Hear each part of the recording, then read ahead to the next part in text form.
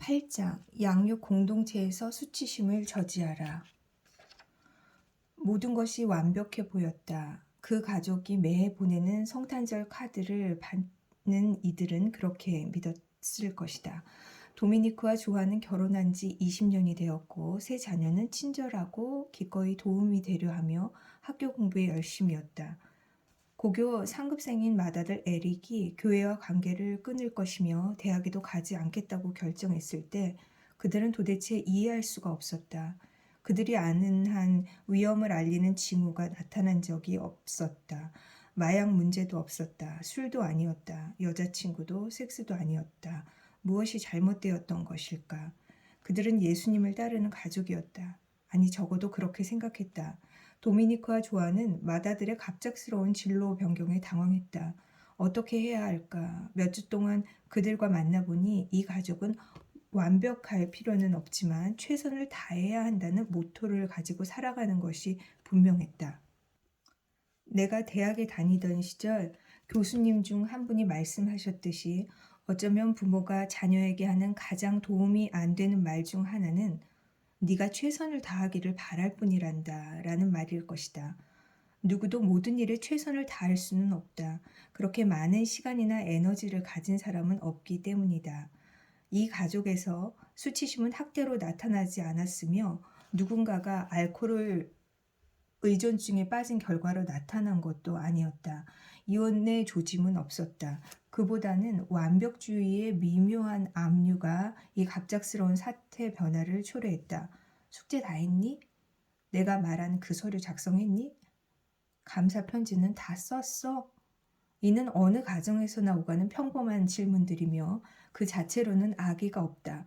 그러나 도미니크와 조안의 집에서 자녀들은 의식적으로 뿐만 아니라 무의식적으로도 완벽하게 대한 기대와 더불어 살아갔다. 나와 만남을 거듭하면서 자녀들은 이 점을 말해주었다. 주방과 거실에는 수치심 수행원이 배회하면서 자녀들뿐만 아니라 모든 사람에게 실수는 아주 위험한 것이라고 상기시켰다. 누구든 저녁 식사 자리에서 유쾌하지 못한 일을 알리면 말이 아니라 한숨이나 신음을 통해 실수는 아주 위험한 것이라는 메시지가 전해졌다. 조아는 자기 행동을 의식하지 못했다. 하지만 자녀들은 하나같이 어머니가 빈번하게 보인 이와 같은 행동을 묘사하였다. 더군다나 아버지도 대개 어머니의 행동을 제지하지 않았다. 그도 이런 대화가 전개되는 방식을 의식하지 못하는 듯 했다. 에릭은 마침내 진저리를 쳤다. 교회와 관계를 끊겠다는 그의 선언은 하나님에 관한 것인 동시에 숨을 쉬려는 그의 필사적 방책에 관한 것이었다. 그러나 그가 내게 말한 대로 그가 모든 일에 최선을 다하기를 원하는 하나님을 도대체 어떻게 만족시킬 수 있단 말인가? 에릭은 신앙, 성경, 고통에 대해 몇 년 동안 가져온 의문들, 진지하게 예수님을 따르는 사람이면 누구라도 제기할 법한 통상적인 합리적 의문들에 대한 답을 원했다. 그러나 에릭은 이 의문들에 대해서 늘 단순한 반응밖에 얻지 못했다. 그것에 대해 기도는 해보았니? 신앙에 관한 엉뚱한 생각을 할 수 있는 여지는 거의 없었다. 에릭의 어머니는 아들의 의문에 매우 심한 불안을 느꼈다. 아버지는 독실한 신자임에도 불구하고 이러한 면에서 에릭을 돕기 위해 노력하지 않았으며 이러한 관심사를 드러내는 것은 너무 위험한 일이라는 무의식적 인상을 남긴 채 아들을 홀로 내버려 두었다. 에릭은 통찰력 있는 청년이었기에 기독교에 관한 이 모든 것에 대해 확신할 만큼 충분한 정보를 얻지 못할 것이라는 걱정 때문에 자신의 신앙이 동요했음을 깨달았다. 결국 우리는 수치심에 대해 그리고 그것이 우리가 하나님을 어떻게 대할 것인지 결정하는 방식으로 얼마나 쉽게 파고드는지에 대해 이야기를 나누었다. 예수님과의 관계가 알에 관한 것인 동시에 알려짐에 관한 것이라면 우리는 하나님과 함께하는 삶이 오름에 관한 것이 아니라 사랑받음에 관한 것임을 이내 알게 된다. 에릭이 성장한 가정은 예의를 갖추는 법은 가르쳤지만 모든 답을 알지 못해도 혹은 답이 틀려도 괜찮은 분위기에서 편안하게 질문을 제기하는 법은 가르치지 않는 곳이었다. 나중에 알게 되었지만 에릭은 그의 가족의 치유가 시작되는 핵심 축이 되었다. 내가 그의 부모에게 첫 번째로 한 이야기는 그들이 아들에 대해 걱정할 필요가 없다는 것이었다. 확실히 하나님은 걱정하고 있지 않으셨다. 그분은 에릭을 위하여 할 수 있는 모든 것을 하며 일하고 계셨다. 나는 에릭의 허락을 얻어 그의 신앙과 목적의식이 위기를 맞아 근거의 일부를 도미니크와 조안에게 알렸다. 나는 에릭의 허락을 얻어 그의 신앙과 목적의식이 위기를 맞은 근거의 일부를 도미니크와 조안에게 알렸다. 우리는 도미니크의 이야기와 조안의 이야기에 대해 특히 그들의 자녀들에게 이어질까봐 두려워하는 부분들, 도미니크 집안의 심각한 알코올 의존증 내력과 조안 집안의 불안증, 우울증 내력에 대해 더 많은 것을 알게 되었다. 그들은 어떤 실수도 저지르지 않으려는 절박함 때문에 의도하지 않게 실수해서는 안 된다는 인상을 자녀들에게 전하고 있음을 알게 되었다. 첫 가정에서의 기쁨과 수치심. 이 책의 서문에서 나는 수치심을 단순히 근절되어야 할 나쁜 것으로 이해하는 것만으로는 충분하지 않다고 말하였다. 오히려 수치심의 치유와 함께 하나님이 예정하신 모든 면에서 하나님처럼 더 충만히 살아갈 자유가 찾아온다. 특히 삶의 모든 영역에서 우리가 무엇을 어떻게 창조하는지의 측면에서 그러하다. 그러므로 우리가 바울이 고린도 교회에 보낸 편지로부터 고찰한 바는 교회뿐만 아니라 삶의 모든 영역을 위한 모형이다. 우리의 애착 유형 중 많은 부분이 가정 환경에서 형성된다. 그 환경에서 우리는 기쁨과 수치심을 처음으로 경험한다. 자녀들 안에 안정된 애착을 형성하는 데 가장 유용한 도구 중 하나는 우리가 자신의 이야기를 해주면서 수치심을 숨은 곳에서 데리고 나오는 것이다.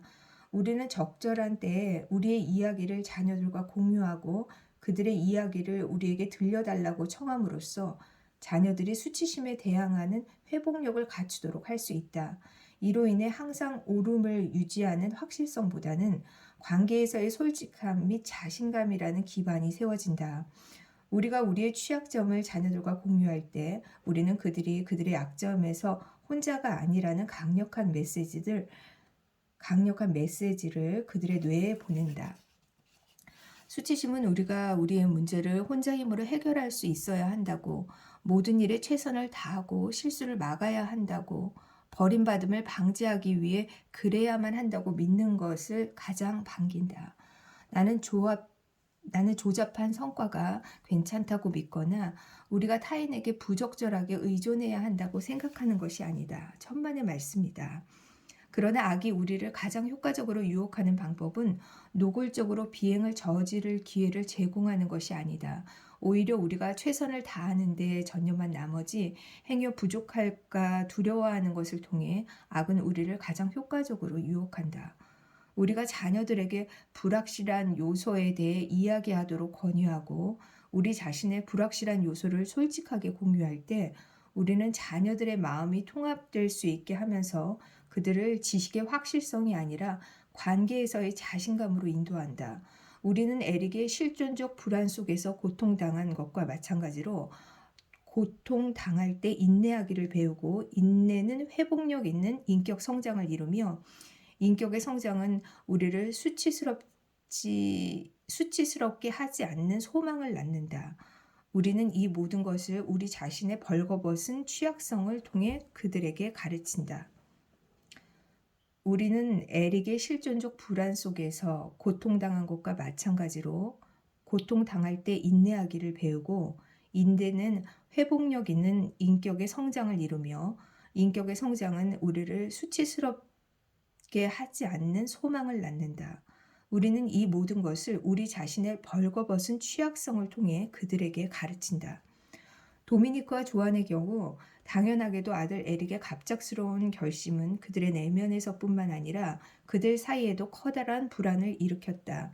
에릭의 탈선은 도미니크의 내면에 아들을 교회에 다니도록 그리고 적어도 지역 대학,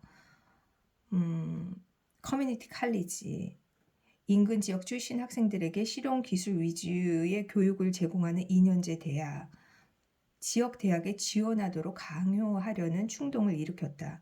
그의 고압적 접근은 에릭의 마음을 바꾸는데 거의 도움이 되지 않았다. 이것은 결과적으로 조안을 훨씬 더 불안하게 만들었다. 조안은 도미니크의 분노가 에릭을 더 멀리 쫓아버릴 것이라는 두려움에 떨었던 것이다. 결국 그들은 각자에게 완수하지 못한 업무가 있음을 인정하게 되었다. 그들 각자의 수치심 수행어는 그들이 어떻게 부모로서 훨씬 더 잘할 수 있을지를 상기시키면서 그들이 처한 공경에 대해 상대방을 비난하도록 유도했다. 그러나 도미니크는 에릭을 통제하려는 그의 행동이 사실은 성난 알코올 의존증 환자였던 그의 아버지에 관한 오랜 수치심을 통제하는 그의 필요와 관련된 것임을 깨닫기 시작했다. 그의 아버지는 술에 취한 상태에서 도미니크를 헛뜯는 것 말고는 그와 함께 시간을 보낸 적이 없었다. 조안은 그녀의 불안이 깊은 부적절감과 결부되어 있음을 깨닫기 시작했다. 그녀의 아버지는 그녀가 7살 때 가족을 떠났으며 자신의 부족함에 대한 조안의 자각은 마음에 깊이 새겨졌다. 그녀의 입장에서 교회와 대학 교육으로부터 멀어져가는 에릭의 행동은 생활 방식에 대한 선택일 뿐만 아니라 그녀에게서 멀어지려는 결정이었다. 그래서 그녀는 전적으로 새로운 동시에 익숙한 방식으로 버림받는다고 느껴졌다. 조안과 도미니크 두 사람 모두에게 집안의 모든 이가 최선을 다하기를 기대하는 정신은 도미니크 집안의 극심한 통제, 그리고 사람들이 떠날까 두려워 그들의 마음을 상하게 할 일이 전혀 하지 않는 조안 집안의 경향성 사이의 중간점, 즉 타당한 절충 아닌 것처럼 보였다.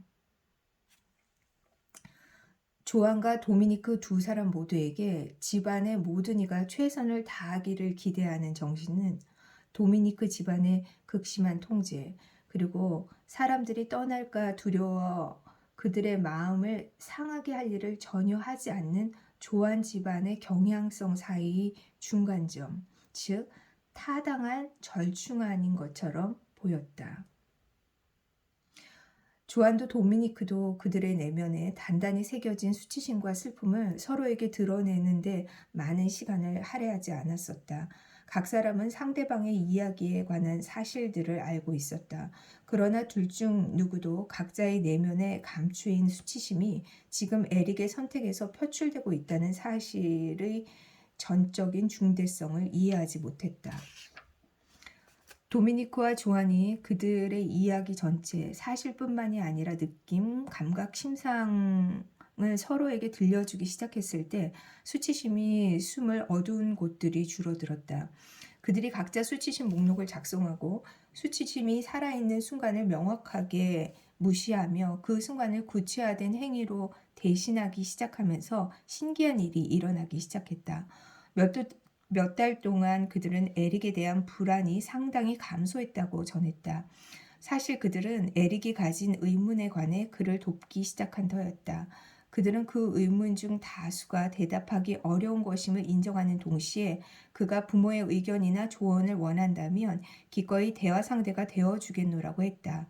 그리고 에릭은 그렇게 했다. 그는 부모님과 함께 그들 고유의 신앙 여정에 관해 더 이야기를 하기 시작했다. 알고 보니 도미니크는 에릭만큼 많은 의문을 가지고 있었다. 도미니크는 자기가 느끼는 불확실성과 두려움이 그의 아버지가 술에 취해 노발대발하는 와중에 어린 소년으로서 느꼈던 바와 너무 유사했기 때문에 겁에 질려 그 의문들을 제기하지 못했던 것이다. 삶은 확실하기만 하다면 더 이상 더 두려운 대상이 아니었다. 그리고 그에게 두려움은 궁극적으로 수치심, 아버지가 아들에게 드러내는 경멸에 관한 수치심과 관계가 있었다. 마찬가지로 조안은 도미니크에게 더 잘 이해받는다고 느끼면서 느리기는 해도 불안에서 벗어나기 시작했다. 그녀는 자기 목소리를 찾고 자신이 느끼고 바라는 바를 말로 표현하기 시작했다. 그 전까지는 그렇게 하면 누군가가 속상해하면서 떠나버릴까봐 그럴 엄두를 내지 못했다. 그녀와 도미니크가 새로운 공동의 이야기를 하는 일에서 성장하면서 조안은 또 자신의 하나님 경험이 어떻게 교묘하고 소리 없는 수치심에 오래도록 물들어 있었는지에 관해 에릭과 공유할 수 있었다. 그녀에게 하나님을 따르는 것은 실수하지 않는 것과 연관되어 있었다. 그녀는 하나님을 실망시키고 싶지 않았다. 그렇게 되면 분명 하나님은 떠나 버리실 것이기 때문이었다. 그녀는 자기 삶에서 매우 사적인 이 세부 사항을 공유할 수 있는 공동체를 가져본 적이 없었다.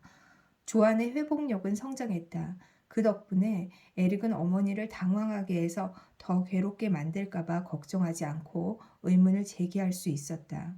그녀가 자신의 괴로움을 더 효과적으로 관리하면서 에릭은 부모님을 잃어버릴까봐 걱정하지 않고 그의 믿음을 더 성실히 검토하게 되었다. 이 가족과의 여정은 에릭이 18살일 때 시작되었다. 이제 27살인 그는 예수님과 어느 때보다 더 친밀하며 대학원을 마치려는 참이다. 그러나 이 여정은 고통 없는 순례가 아니었으며 모든 이야기가 이 이야기처럼 진행되지도 않는다. 수치심은 결코 경기에서 완전히 배제되지 않기에 나는 아직도 이따금씩 그들을 만난다. 그러나 수치심에 관해 기꺼이 진실을 말하려는 자발성 덕분에 이 가족은 풍성한 삶을 살 수 있게 되었다. 이제 그들은 내가 그들을 처음 만났을 때와는 다른 이야기를 한다. 이 이야기는 한 가족이 두려움 없이 수치심을 무시하고 하나님의 목소리에 귀를 기울이며 그분의 기쁨이 되기 위해 살아가는 고된 노력을 계속하는 이야기이다. 하나님은 우리 모두가 이를 경험하기를 원하신다. 하나님의 가정에서 수치심에 대해 배우다. 하나님의 가정은 우리가 참 가정의 본질이 무엇인지 배우는 연단의 장소다. 그것에서 교육의 내용과 방식은 이상적인 경우 우리의 영혼에 각인되는 동시에 우리가 이 세계와 그 안에서의 우리의 역할에 대해 배우는 모든 것뿐만 아니라 우리의 생물학적 가정에서의 삶도 변화시킨다. 우리는 배우자 및 자녀들과의 관계에서 감정적으로 취약한 상태, 창세기 2장의 벌거벗은 상태로 되돌아가는 것이 어떻게 친밀함이 커지고 회복력이 자랄 강력한 기회를 만들어내는지 보았다. 우리는 기쁨을 주는 이 취약한 상호 의존의 이야기 안에서 의도적으로 살아가면서 가식의 짐과 거짓 자아로부터 벗어날 자유를 행사한다. 우리는 교회에도 이 모형을 적용한다. 어떻게 해야 교회에서 수치심의 문제를 직접 다루어 수치심이 교회를 통해 치유될 수 있을까? 알고 보면 교회 안에서 우리가 취약성의 맥락에서 알려지는 과정은 복음 전도와 치유의 가장 강력한 수단 중 하나가 된다. 이 일에는 커다란 용기가 필요하다. 모두가 수치스러운 일을 하지 않으려고 표면적으로 애쓰고 있는 곳에서 우리의 수치심을 의도적으로 노출시킨다는 개념은 수치심의 손에 놀아나는 거야. 남을 판단하지 말라는 설교를 하는 동시에 남을 판단한다는 평판, 그 평판이 마땅하든 그렇지 않든 그 평판을 듣는 공동체에 누가 참여하고 싶어 할까? 이렇게 취약한 상태가 되었다가 내가 그렇게 벗어나고 싶었던 바로 그 수치심을 더 경험하게 되면 어떡하지? 수치심을 파멸시킬 것이라고 기대했던 행동이 오히려 수치심을 다시 활성화하고 강화할 수 있다는 두려움은 타인 및 하나님에 대한 친밀감, 취약성이 확실히 악의 종말을 초래할 것임을 악이 알고 있는 곳들에서 수치심을 강력하게 활용하려는 악의 의도이다. 이 일에는 커다란 용기가 필요하다. 모두가 수치스러운 일을 하지 않으려면 표면적으로 애쓰고 있는 곳에서 우리의 수치심을 의도적으로 노출시킨다는 개념은 수치심의 손에 놀아나는 거다. 남을 판단하지 말라는 설교를 하는 동시에 남을 판단한다는 평판을 듣는 공동체에 누가 참여하고 싶어 할까? 이렇게 취약한 상태가 되었다가 내가 그렇게 벗어나고 싶었던 바로 그 수치심을 더 경험하게 되면 어떻게 하지? 수치심을 파멸시킬 것이라고 기대했던 행동이 오히려 수치심을 다시 활성화하고 강화할 수 있다는 두려움은 타인 및 하나님에 대한 친밀감이 확실히 악의 종말을 초래할 것임을 악이 알고 있는 곳들에서 수치심을 강력하게 활용하려는 악의 의도다. 수치심을 파멸시킬 것이라고 기대했던 행동이 오히려 수치심을 다시 활성화하고 강화할 수 있다는 두려움은 타인 및 하나님에 대한 친밀함이 확실히 악의 종말을 초래할 것임을 악이 알고 있는 곳들에서 수치심을 강력하게 활용하려는 악의 의도다.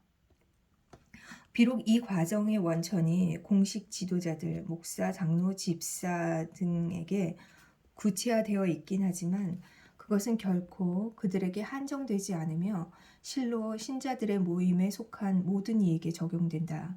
다시 검토하자면 수치심은 경계를 단단히 닫힌 상태로 유지하고 취약성을 최소로 유지하는 방식으로 자리 잡는다. 그것은 우리에게 약점을 드러내다가 수치를 당하게 될 것을 두려워하면서 약점을 드러내지 말라고 가르친다. 이는 인간다운 풍성한 삶을 위해 필요한 요소와 정반대되는 것이다. 예수님은 자신의 벌거벗은 취약성을 적나라하게 공개하셔서 악에게 고용된 우리가 그분께 가할 수 있는 모든 것에 자신을 열어놓으셨다. 그분은 우리에게 자신을 맡기고 자신을 드러내며 그 과정에서 버림받을 것을 각오한 최초의 존재셨다. 마찬가지로 고린도전서 12장 23절에서 바울은 우리가 몸에 덜 귀히 여기는 그것들을 더욱 귀한 것들로 입혀주며 우리의 아름답지 못한 지체는 더욱 아름다운 것을 얻느니라 라고 우리를 일깨운다. 여기에서 그는 우리가 각자의 내면 생활에 대해 부끄러워하는 마음이 드는 것과 마찬가지로 쉽게 부끄러워하는 마음이 드는 특별히 취약한 이들을 신중하게 또 부지런히 찾아내고 보호하며 존중하는 믿음의 공동체를 위한 비전을 제시한다. 우리가 몸에 덜 귀히 여기는 그것들을 더욱 귀한 것들로 입혀주며 우리의 아름답지 못한 지체는 더욱 아름다운 것을 얻느니라. 고린도전서 12장 23절. 또 요한복음에서 예수님이 베드로에게 하신 것처럼 우리는 이 일을 행한다. 이는 그들이 용서와 치유와 보호의 영광을 부여받을 뿐만 아니라 교회 안에서 그들 고유의 직접적 소명에 대답할 임무도 부여받도록 하기 위해서다. 브레디에게는 이 모든 것이 필요했다. 성장하는 교회의 목사인 브레디는 똑똑하고 재미있고 섬세한 설교자에게 쏟아지곤 하는 많은 칭찬을 듣고 있었다. 그가 이 모든 것으로 인해 우쭐대려 하지 않고 또 그것에 대해 애를 쓰는 것에 대해서는 문제될 요소가 없었다. 당연히 매달 더 많은 사람이 그가 돌보는 무리에 들어오면서 할 일이 더 많아졌다. 그와 더불어 피할 수 없는 비판자인 수치심 수행원이 찾아왔다. 브래디는 모든 사람을 만족시켜야 한다고 느꼈으며 따라서 도움을 요청하는 일이 어렵게 다가왔다. 많은 목사의 경우에 그러하듯 오래지 않아 그는 급격한 탈진 상태에 이르렀다. 브래디는 많은 사람이 이를 깨달았을 때 반응하는 것처럼 반응을 했다. 그래서 더 열심히 일했다. 정신과 의사를 보러 가는 것은 왠지 삶에서 무언가가 단단히 잘못되었다는 신호처럼 보였다. 브래디가 나를 만나러 왔을 때 그것은 그가 어려움에 처해 있음을 의미했다. 브래디가 수치심 수행원을 계속 만족시키려고 애쓰는 사람들 중 한 명임이 곧 분명해졌다. 당신이 반드시 누군가의 돌봄을 받도록 교회에서 신경 써주는 사람들이 있나요? 그는 대답했다. 글쎄요, 장로회가 있는데 그분들이 제가 어떻게 지내는지 자주 물어보십니다.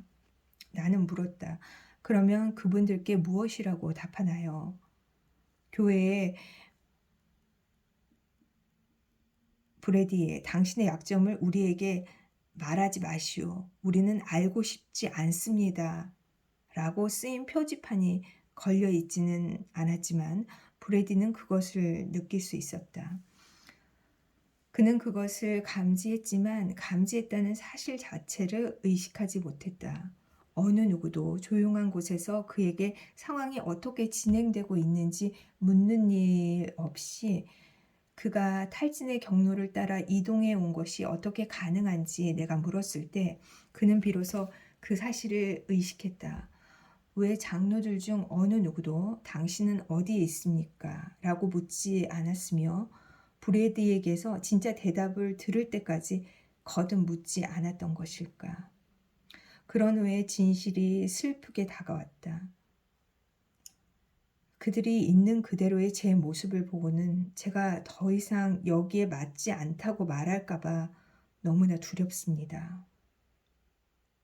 그들이 있는 그대로의 제 모습을 보고는 제가 더 이상 여기에 맞지 않는다고 말할까봐 너무나 두렵습니다. 정식 교회 사역에 관여하는 사람이라면 누구든 이런 이야기를 알 것이다. 우리는 경력의 특정 시기에 어떤 식으로든 같은 이야기를 겪었을 공산이 있다. 이것은 수치심이 하고자 하는 이야기다. 그것은 연약함을 숨기는 이야기다. 총명하고 재능과 카리스마가 있는 이들에게는 아낌없이 승인을 선사하지만 그렇지 못한 이들에게는 그렇게 하지 않는 이야기. 우리에게 갈등이 있으나 우리를 기다릴 감정들에 직면하기에는 너무 겁이 나는 이야기. 우리에게 갈등이 있으나 우리를 기다릴 감정들에 직면하기에는 너무 겁이 나는 이야기. 이 감정들은 수치심의 근원을 두고 있다. 수치심 수행원은 우리가 부족하다고 또 우리가 이런 대화를 나누기에는 예수님이 부족하시다고 우리에게 말한다. 우리는 그 대화를 하지 못할 것이다. 만약 우리가 예수님이 그 대화에 임재하실 것이라고 상상이라도 한다면 그분이 그 대화를 이끄실 것이라고 생각할지도 모른다. 그러나 우리는 그분이 거기에 계신다는 상상조차 하지 못한다. 그 대신 우리는 요한복음 9장의 맹인처럼 쫓겨날 것을 상상한다. 아, 그런 일은 결코 일어나지 않을 거야. 내 자네는 이렇게 말하면서 나를 두려움에서 구해내려고 애쓴다. 그러나 힘든 대화를 나누기를 삼가하는 우리의 태도는 행동을 지시하는 면에서 우리의 운해가 논리적 좌뇌보다 훨씬 더 영향력이 크다는 증거다. 도미니크와 조안의 가족이 그랬던 것처럼 조직의 지도부가 호기심에 열려 있지 않고 우리가 알려지지 않으면 우리가 아는 바는 중요하지 않다는 생각에 열려 있지 않으며 수치심이 숨어 있는 곳을 찾는 일과 우리의 벌거벗고 취약한 자아의 실제를 노출하는 일과 우리가 숨기를 원하는 수치심을 무시하는 일에 열려 있지 않으면 우리는 에덴에서 발생한 사고작용을 되풀이할 것이며 결국 하와와 아담이 서로에게 떠맡긴 것을 우리의 목사들, 장로들, 집사들, 직원들에게 떠맡길 것이다. 이에 그들의 눈이 밝아져 수치심에 대한 무지와 수치심을 노출하기를 꺼리는 마음 사이에서 우리가 결국 얻게 되는 것은 성적 학대를 못 본 채 하는 지도부, 무언의 계급 질서, 특히 남자와 여자 사이의 계급 질서를 유지하는 상호작용의 방식, 그리고 복음의 선포는 우리가 수치스러운 죄인들이라는 이야기로 시작하여 하나님이 우리를 사랑하신다는 이야기를 덧붙이는 것이지 그와 반대로 흐르지 않는다고 주장하는 교리적 입장이다. 수치심에 대한 무지와 수치심을 노출하기를 꺼리는 마음 사이에서 우리가 결국 얻게 되는 것은 성적 학대를 못 본 채 하는 지도부, 무언의 계급 질서를 유지하는 상호작용 방식, 그리고 복음의 선포는 우리가 수치스러운 죄인들이라는 이야기로 시작하여 하나님이 우리를 사랑하신다는 이야기를 덧붙이는 것이지 그와 반대로 흐르지 않는다고 주장하는 교리적 입장이다.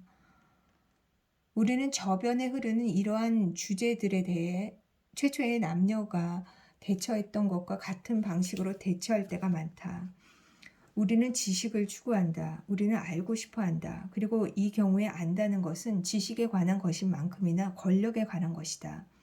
권력은 우리로 하여금 허약한 취약성에 대한 우리의 깊은 인식에 대처할 수 있도록 할 뿐만 아니라 그 약함을 우리의 의식으로부터 제거하기도 한다. 바로 그 안에 우리 교회의 더 큰 숫자, 더 큰 무대, 더 높은 평판에 대한 우리의 욕망이 있다. 그러나 복음을 전달할 책임이 있는 조직이 더 크고 더 복잡할수록 수치심이 숨기가 더 쉽다. 수치심을 탐색하고자 하는 우리의 자발성은 명료한 실행 계획에 적잖이 좌우된다.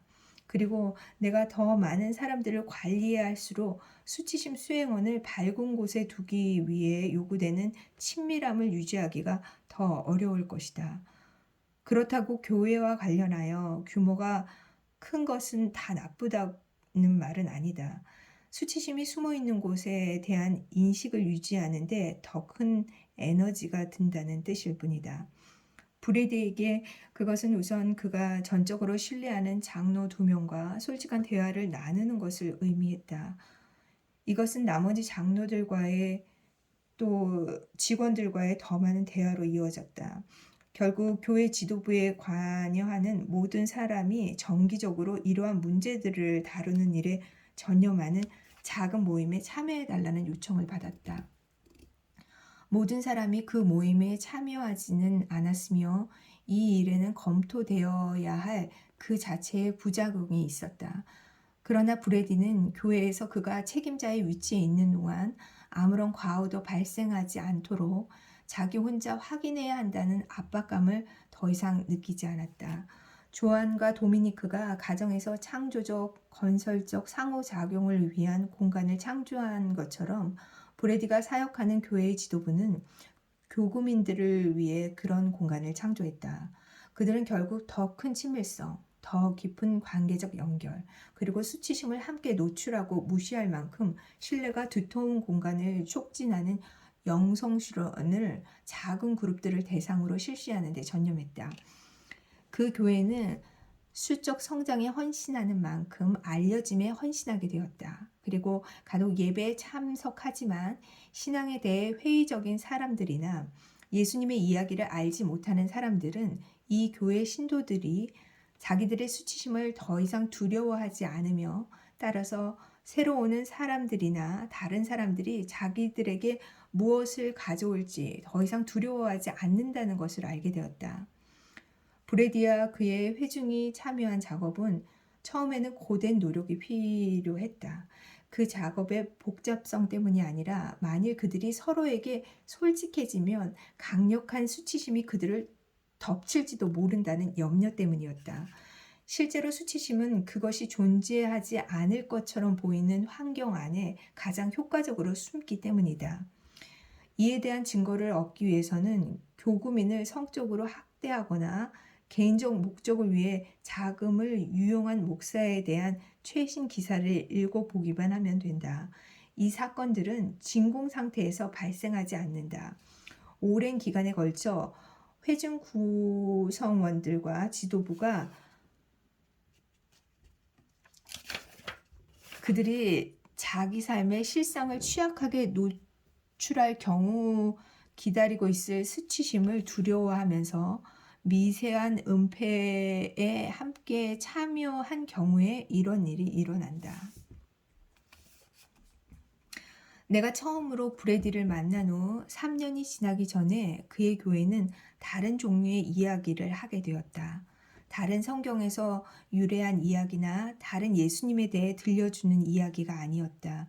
오히려 예수님의 용서에서 그들은 회중으로서 그리고 교구민 각자로서 수치심을 개의치 않는 동시에 새로운 이야기를 창조할 가능성을 보았다. 그리고 성경에서 시작되는 이 새로운 이야기는 우리가 복음이 갈 것이라고 예상하지 못한 곳들, 그러니까 놀이터, 상점, 공장, 사무실로 들어가기 시작했다. 그 과정에서 그 이야기는 지속적 창조 사역을 위한 치유와 변화의 근원이 되었다. 취약성의 선언으로서의 배움. 세상을 여행하는 동안 우리는 새로운 경험에 참여하며 우리의 이야기 안에서 맡게 될 새로운 역할을 배운다. 태어나는 날부터 시작되는 그 여행의 필수 요소는 배움의 과정이다. 우리는 어머니의 목소리를 구별하여 알게 된다. 우리는 얼굴 앞에서 움직이는 사물이 우리의 손이며 그 손으로 다른 사물을 다룰 수 있음을 배운다. 그러나 시간이 흐르면서 우리는 더 형식을 갖춘 과정을 통해 배우게 된다. 우리는 계속 확장되는 발견의 삶이 좋은 것이라고 합리적으로 추정하지만 수치심은 재빨리 그리고 효율적으로 그 안에 자신을 깊이 새겨 넣는다. 따라서 배움의 과정에서 수치심이 작용하는 방식을 탐구하는 것은 도움이 된다. 보통 배움을 지식의 습득이라고 생각하지만 지식이 우리에게 부여하는 권력을 얻기 위해 지식을 습득하기도 한다. 그러나 지식의 습득은 우리가 많은 것을 알지 못함을 인정하는 것과 우리가 배우기 위해서는 타인의 도움을 필요로 함을 인정하는 것에 달려 있다. 사실상 배움은 취약성의 선언이다. 어린 아이일 때 우리는 이를 예사로 여긴다. 아니, 사실 그것에 대해 전혀 의식하지 못한다. 그러나 나이가 들면서 우리는 점점 더 괴로워하게 된다. 우리는 미래에 우리가 충분히 알지 못하는 것, 충분히 열심히 일하지 않은 것, 충분히 좋은 점수를 받지 않은 것이 드러날까봐 겁을 낸다. 우리는 부족할 것이다. 우리의 삶이 멋지게 포장되어 있지 않음을, 우리가 엉망임을, 우리가 다른 사람의 도움이 필요함을 인정하는 것은 우리 문화에서 신성모독에 버금간다. 우리가 무언가를 알지 못하거나 어떤 일에 유능하지 못하거나 실수를 저질렀음을 인정하는 것, 그러니까 취약하게 알려지는 것은 우리의 경력에 도움이 될 최고의 역량이 아니다. 우리는 우리 자신을 드러내면서 세상에서 가장 똑똑한 사람, 학급, 학교 혹은 나라가 아니라는 수치심을 느낄 위험을 무릅쓴다. 우리는 우리 자신을 드러내면서 세상에서 가장 똑똑한 사람, 학급, 학교 혹은 나라가 아니라 수치심을 느낄 위험을 무릅쓴다. 취약성을 드러내는 것은 쉬운 일이나 잘할 수 있는 일이 아니다. 1장에서 우리는 조던의 학생들 다수가 문자 그대로 충분한 성적을 내지 못할까봐 아주 두려워한다는 사실을 알게 되었다. 배우는 자들로서 우리는 타인의 존재를 필요로 하는 취약한 피조물로서 살아간다. 우리의 교육으로 하여금 선함과 아름다움의 새로운 형상들이 다양하게 모인 집합을 조성하도록 하기 위해서 수치심으로 둘러싸인 세상에서 호기심을 장려하는 취약성의 문화를 창조하는 것은 쉽지 않은 도전이다. 그러나 호기심은 중요한 출발점이다. 그것은 가정에서 시작된다. 부모는 아이들이 타고난 호기심을 이끌어주고 아이들이 앞으로 나아갈 때 그들을 위해 세상을 해석해준다. 호기심은 신체적 안전을 전제로 하는 관계적으로 안전한 상태에 의해 영향을 받는다. 그리고 관계적 안전은 궁극적으로 알려짐의 경험에 기초한다. 신뢰할 수 있는 사람과 함께 있을 때 생기는 안전함을 감지하면 우리는 새로운 관심 영역으로 나아가게 된다. 우리는 실패하지 않으리라는 믿음에 의해서가 아니라 실수를 저지르더라도 그것이 곧 파멸은 아니라는 확신에 의해 의욕을 가지게 된다. 우리가 두려워하지 않는 환경에서 실수는 우리의 적이 아니라 친구다. 다시 말해 배움은 특히 내가 알지 못하는 바를 두려움 없이 발견하는 것이기도 하다. 그렇다면 배움을 촉진하는 한 가지 방법은 이른바 창조 대화를 제공하는 것이다. 이 대화는 사람들이 어느 지점에서 취약하거나 약하다고 느끼는지를 다시 말해 자녀, 고용인, 회중의 일원이 느낄 수 있는 불가피한 결핍을 논의할 공간을 제공한다. 내가 최근에 방문한 미국 북동부에 있는 학교의 교원들 사이에서 그러한 대화가 이루어졌다. 교사들은 학교가 위치한 경제적으로 빈곤한 지역에 의미 있는 교육을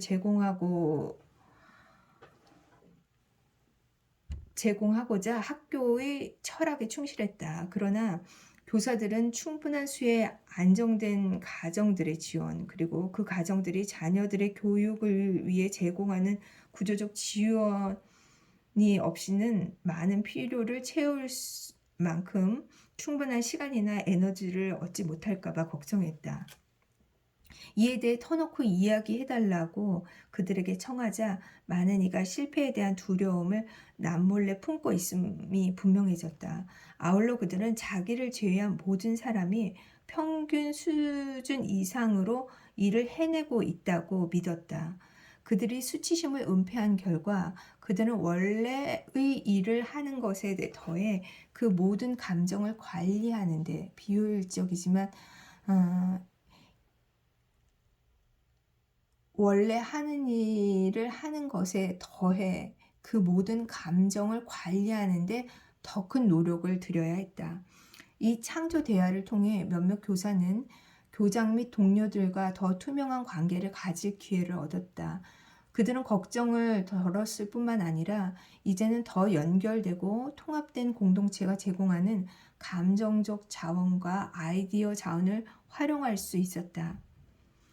내가 이것을 창조 대화라고 부르는 것은 우리가 수치스러워하는 마음이 드는 것들을 노출함으로 말미암아 창조적 가능성이 생겨날 수 있기 때문이다. 교원들과 직원들이 취약한 모습을 드러내기를 꺼렸다면 그들의 성취는 이루어질 수 없었을 것이다. 물론 이 시도가 거칠게 이루어져서는 안 된다. 수치심을 그 숨은 곳으로부터 쫓아내고 무시하는 방식에 대해 세심하게 고려해야 한다. 더 나아가 반드시 사람들의 고통스러운 감정 상태 안으로 들어가기를 겁내지 않는 사람들이 이 대화를 인도해야 한다. 반드시 다른 사람들의 고통스러운 감정 상태 안으로 들어가기를 겁내지 않는 사람들이 이 대화를 인도해야 한다. 그러나 인생의 다른 일과 마찬가지로 그러한 감정 상태를 견딜 수 있는 역량도 연습을 통해서 키울 수 있다. 칭찬의 말을 지혜롭게 선택하라. 스탠퍼드의 캐롤 드웨과 공동 연구자들의 연구는 배움이 가장 잘 이루어지는 방식에 대한 또 다른 접근법을 알려준다. 간략하게 말하자면 드웨의 논지는 교육에서 그리고 많은 다른 영역에서 좋은 성과를 내는 이들에게만 늘 칭찬이 주어진다는 것이다. 교사 또는 코치, 부모, 최고의 경영자 편에서의 이러한 반응이 장기간에 걸친 진정한 성숙과 창조적 진취성에 역효과를 낼 수도 있다는 주장은 선뜻 이해하기가 어렵다. 드웨이 발견한 것은 장기 학습의 효과를 예측하는 데 중요한 변수는 결과보다는 노력에 대한 칭찬이라는 것이다. 다시 말해 학생 혹은 가정의 자녀, 운동선수, 나의 환자, 공장 노동자 이들이 당신이 하는 일은 정말 어려운 일이에요. 당신이 이 일을 정말 열심히 해서 기쁩니다. 혹은 잘했어요. 그 일에 노력을 아주 많이 들였군요. 라는 취지의 이야기를 듣는 경우가 그 학생에 더 이로울 것이다. 대인관계 신경생물학의 관점에서 보면 이 접근법은 마음을 그것이 정확히 기능하는 대로 다룬다. 배움은 우리가 알지 못하는 것이나 능숙하지 못한 것을 파악하는 일에 관한 것이다. 우리들 대부분에게 그 과정은 어느 정도의 노력을 수반하며 우리가 완성해야 하는 개념이나 업무가 복잡할수록 더 많은 노력이 요구된다. 우리가 성공한 사실에 대해서만 칭찬을 들을 때 우리의 마음속에서 기이한 일이 일어나기 시작한다. 우리는 기분 좋은 것을 성공과 결부짓는다. 물론 문제는 우리가 늘 성공하지는 못할 것이라는 점이다. 우리는 이를 알고 있으며 그렇지 않더라도 적어도 상식으로 이를 짐작할 수 있다. 곧바로 해결할 수 없는 문제에 직면할 때 나의 뇌는 내가 부족한 존재일 위험, 성공하지 못할 위험, 실패한 까닭에 수치를 당할 위험이 있음을 깨닫기 때문에 나는 더 불안해진다. 그러나 내가 문제를 풀거나 질문에 답하려고 시도할 때마다 선생님이 내 노력을 알아보신다면 나는 다른 미래를 예상하기 시작한다. 나의 행복감과 선생님과의 유대감이 내가 얻은 결과보다는 나의 노력에 대한 선생님의 칭찬과 관련이 있다면 쉽게 풀 수 없는 문제의 직면에도 나는 내가 노력을 쏟는 한 여전히 칭찬을 받게 되리라고 예상하기 때문에 문제 해결을 쉽게 포기하지 않는다.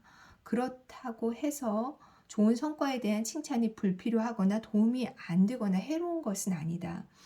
이러한 성취를 언급하는 것은 적절하고 좋은 일이다. 그러나 한 사람의 노력을 의도적으로 존중하는 행위는 그 고된 노력에 대한 기억된 의식을 담고 있는 확실히 형성된 신경회로에 접속하게 된다. 우리 팀이 우승을 차지했을 때 우리는 마음껏 환호할 수 있다. 그러나 승리의 순간은 팀이 그 시즌 동안 쌓아온 노력이 그 전에는 눈에 띄지 않다가 이제야 일시적으로 반짝이는 것일 뿐이다. 이것이 보여주는 바는 교육 과정에서 수치심을 직접 다루기 위해서는 학생의 노력에 주목해야 한다는 것이다. 이때 무슨 일이 일어나는 것일까? 우선 한 가지는 우리가 누군가가 하는 일이 힘든 일이라는 것과 우리는 그 노력의 진가를 알아본다는 것을 인정할 때 우리는 공감을 나타낸다는 것이다. 우리는 그 일이 어렵고 그 자료를 완전히 익히기 위해서는 인내가 필요하다는 것을 인정하면서 그 학생과 근본적으로 함께해야 한다. 내가 이 사람의 노고를 이렇게 지시할수록 그 사람은 더욱 공감받는다고 느끼며 알려짐을 경험한다. 그 사람이 하는 일은 분명히 힘든 일이다. 그래서 내가 그 사실을 확인해 준다는 것은 이 일이 얼마나 힘든지에 대한 그 학생의 느낌을 내가 느끼고 있음을 그 학생이 느낀다는 의미다. 지도자나 부모는 기대의 수준을 낮추거나 일을 더 쉽게 만들지 않고 실패에 대한 두려움을 줄임으로써 불안을 줄이는 능력을 가지고 있다. 이렇게 하여 상위권이 아닌 학생들도 주로 그들의 인내와 회복력 때문에 결국 두각을 나타낸다. 그들은 실패를 두려워하지 않기 때문에 불안이 덜하고 할 일을 잘한다. 그들의 뇌에서 통상적으로 자신의 부족함이 노출되는 것을 두려워해야 할 부분은 공감을 통해 학생들로 하여금 자유롭게 할 일을 하며 실패와 수치심으로부터 주의를 돌리게 하는 교사에게 돌봄을 받는다. 이것을 바라지 않는 사람이 있을까? 우리의 교육은 우리가 정규 교육을 완료한 후에도 오랫동안 계속된다. 우린 더 회복력이 좋은 부모, 배우자, 행정보조, 여행가이드, 응급구조사가 되기를 갈망한다. 우리와 친밀한 타인이 우리에 대해 합당한 기대를 유지하면서도 우리가 하는 일이 힘든 일임을 인정해 준다면 우리는 그렇게 될 것이다. 여기서 일이 힘들다 함은 양자 역학에 대한 복잡한 이해가 필요하다는 의미에서 힘든 것이 아니라 끈질긴 노력의 측면에서 힘든 것을 뜻한다. 이러한 점진적 진행은 바울이 로마서 5장 1절에서 5절에 쓴 내용에서 발견된다. 즉, 환난, 이 일은 힘들다. 인내, 노력에 대한 칭찬이다. 연단, 회복력의 발달, 그리고 소망, 기대되는 좋은 결과이다. 즉, 환난, 인내, 연단, 소망. 수치심과 싸우기 위한 주의 깊은 배움. 지금까지 우리는 알려짐의 수단으로 우리의 생물학적 가정과 영적 가정에서 친밀한 관계를 맺는 것의 중요성과 그것이 어떻게 우리의 창조력을 높이는지를 탐구했다.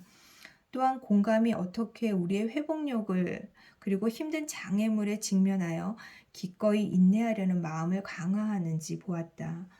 교육자로서 이 원리들을 구체화하는 동안 우리는 또한 엘렌 랭거가 주의 깊은 배움이라고 부르는 것으로 나아갈 기회를 마련한다.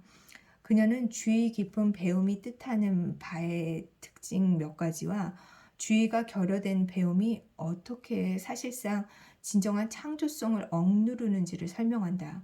수치심의 문제와 관련되는 특별한 개념 한 가지는 질문에 대한 답이 확실성보다는 가능성으로 여겨질 때 진정한 배움이 일어난다는 그녀의 의견이다.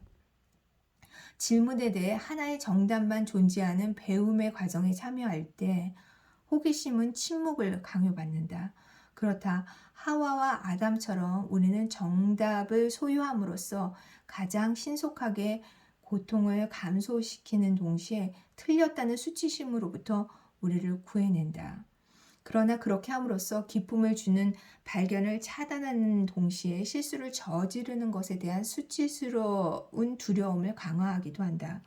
내가 알아야 할 내용이 장미 전쟁의 시기와 그 전쟁에 참여한 인물들의 이름에 한정될 때 나는 지금 여기에서 실제적 삶과 사실상 관련될 수도 있는 그 분쟁에서 비롯된 다른 모든 것에 대해 궁금해하기를 멈춘다.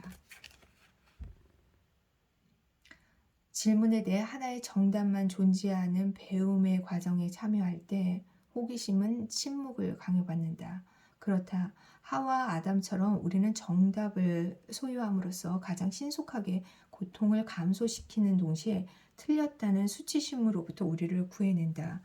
그러나 그렇게 함으로써 기쁨을 주는 발견을 차단하는 동시에 실수를 저지르는 것에 대한 수치스러운 두려움을 강화하기도 한다.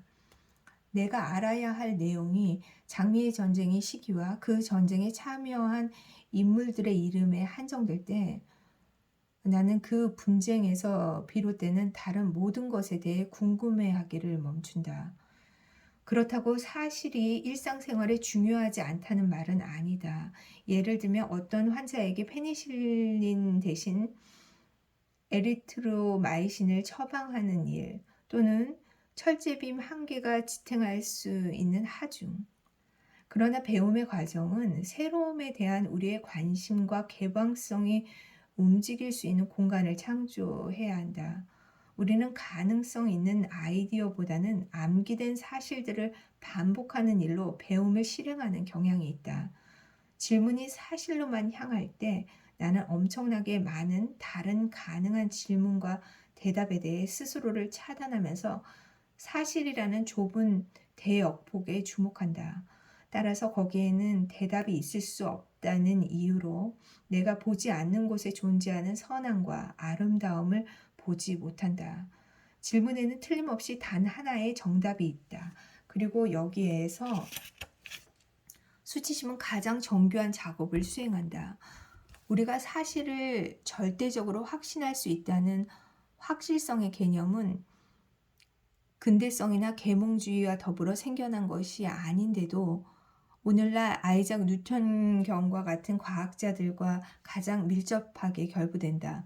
뉴턴의 새로운 발견으로 인해 우주가 작동하는 방식을 알려주는 일련의 법칙이 드러났다. 사물은 고정되고 변하지 않는다. 그러나 양자역학이 출현하고 베르너 하이젠베르크와 알베르트 아인슈타인이 가설을 제시하면서 확실성이 아니라 개연성의 개념이 도래했다. 모든 것은 상대적이며 입자와 파형으로 구성되어 있다. 따라서 세계, 주방의 식탁까지도 세계는 가장 기본적인 원소들의 차원에서 움직이고 있다. 우리는 움직임이 일어나는 정도에 대해 말할 수 있으며 어떤 물체가 어디에 있을지, 우리가 얼마나 빨리 움직이는지, 혹은 다른 사람이 무엇을 생각하는지를 얼마간의 확률을 가지고 예측할 수 있다. 하지만 확실히 알 수는 없다. 이것은 우리를 매우 불안하게 만들다. 그리고 정신과 의사를 만나러 가게 할지도 모른다. 질문에 대한 답을 확실히 알지 못하면 나는 틀릴 수도 있다. 이런 이유로 수업 중에 듣게 되는 유명한 질문이 있다. 이거 시험에 나오나요? 나는 실수하는 것을 배움의 기쁨과 연관시키지 않는다. 수치심은 우리가 틀렸을 때 겪게 될 굴욕으로부터 우리 자신을 보호하기 위해 우리를 확실성으로 몰아감으로써 이 불안을 기회로 활용한다. 혼자 힘으로 더 많이 알수록, 그리고 나의 취약한 무지를 드러내지 않을수록 내가 그 과정에서 수치를 당할 가능성이 더 낮아질 것이다. 혹은 그렇다고 생각한다. 그러나 우리가 개연성과 가능성과 움직임이 새로운 발견을 위한 기회라는 생각에 열려 있다면, 우리는 창세기의 창조 기사에서 쏟아나는 생각에 우리 자신을 열게 된다. 이 생각들은 정퇴되신 하나님이 아니라 활동하시는 하나님에 대해 이야기한다. 하나님은 하나의 정답을 가진 질문만이 아니라 네가 어디 있느냐 같은 정해진 답이 없는 열린 질문을 하신다. 수치심은 이러한 소식을 반기지 않는다. 우리가 수치심의 존재를 의식적으로 확인하고 그것을 무시하기 위해 적절한 행동을 취하고자 한다면 말이다. 그러므로 알려지고 노력이 지지받으며 호기심이 장려되는 상황에서는 수치심이 배움의 환경에 자리 잡고 머물기가 더 어렵다는 것을 우리는 어렴풋이나마 알게 된다. 그러므로 알려지고 노력이 지지받으며 호기심이 장려되는 상황에서는 수치심이 배움의 환경에 자리 잡고 머물기가 더 어렵다는 것을 우리는 어렴풋이나마 알게 된다. 그러나 우리는 조금도 방심해서는 안 된다. 수치심은 예상보다 빨리 그리고 빈번히 활동하기 때문이다. 이것은 교실에서도 마찬가지다. 이를테면 읽기를 배우는 상황에서 아이들이 조금이라도 수치를 당하면 그것은 미래의 배움의 기회 전체를 방해할 수 있다. 우리는 수치심이 얼마나 교묘히 작용하고 있는지 알고 있다. 교사가 어떤 학생에게 특히 학급의 나머지 아이들 앞에서 창피를 주려고 의도적으로 계획하는 모습을 상상하기는 어려울 것이다. 그러나 이 책 여기저기에 있는 다른 이야기들에서 보았듯 공개적으로 굴욕을 겪어야 수치심이 작용하는 것은 아니다. 수치심은 그 작용 과정에서 자기가 인정받지 못해도 개의치 않는다. 우리는 수치심이 어떻게 뿌리를 내릴 수 있는지 보았다. 수치심은 우리의 첫 가정에서 심기고 믿음의 가정에서 싹이 트며 그 이후에는 교육 환경으로 확대된다. 이 환경은 우리가 직업적 소명에서의 삶을 실천하는 방식을 위한 토대가 된다. 우리는 삶의 토대를 이루는 그 체계에서 수치심을 찾아내어 제거하는 법도 살펴보았다. 그런데 우리는 날마다 일터에 우리의 생물학적, 영적, 교육적 가족을 데려간다. 그러므로 이제 우리는 직업적 소명에 초점을 맞추는 마지막 장으로 향한다. 하나님은 이 직업적 소명을 통해 그분의 선한 창조 세계를 관리하라고 우리를 부르신다. 우리가 깨어있는 시간의 대부분을 보내는 그곳은 우리가 수치심에 대항하는 데 가장 중요한 장소이다. 이곳에서 우리는 선함과 아름다움을 창조하는 대리인으로 부름을 받는다. 그러나 또 이곳은 수치심이 가장 강력하게 영향력을 행사하려 드는 곳이다. 하나님은 이 직업적 소명을 통해 그분의 선한 창조 세계를 관리하라고 우리를 부르신다. 우리가 깨어있는 시간의 대부분을 보내는 그곳은 우리가 수치심에 대항하는 데 가장 중요한 장소다. 이곳에서 우리는 선함과 아름다움을 창조하는 대리인으로 부름받는다. 그러나 또한 이것은 수치심이 가장 강하게 영향력을 행사하려 드는 곳이다.